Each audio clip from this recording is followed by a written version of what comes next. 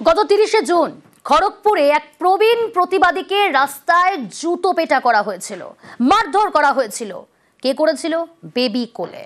তাকে ইতিমধ্যে তৃণমূল কংগ্রেস তাকে শোকজ করেছিল, আর শোকজের 5 দিন পর দলকে উত্তর অর্থাৎ পাল্টা যুক্তি বেবি কোলে। কি যুক্তি, কি বলা হলো, আরো ডিটেল জানবো। শঙ্কর রয়েছে আমার সঙ্গে।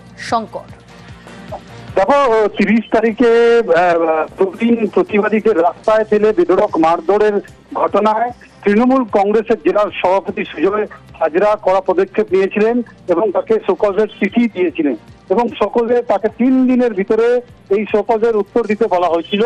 কিন্তু 3 দিন কেটে গেলেও যেটা জানা যাচ্ছে যে গতকাল তার বেবি কোলের তরফে সুজয় হাজরার কাছে একটা চিঠি গেছে।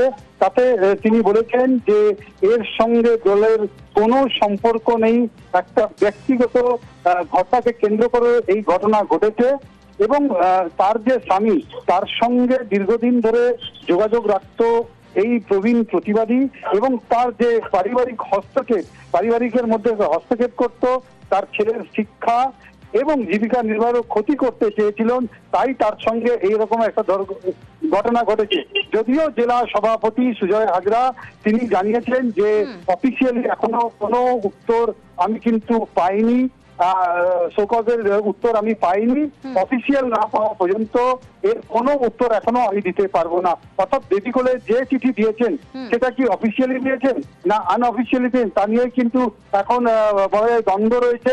জেলা সভাপতি জানিয়েছেন যতক্ষণ না একেবারে নিয়ম অনুযায়ী দেয় সেই বিষয়ে কোনো মন্তব্য তিনি করবেন না।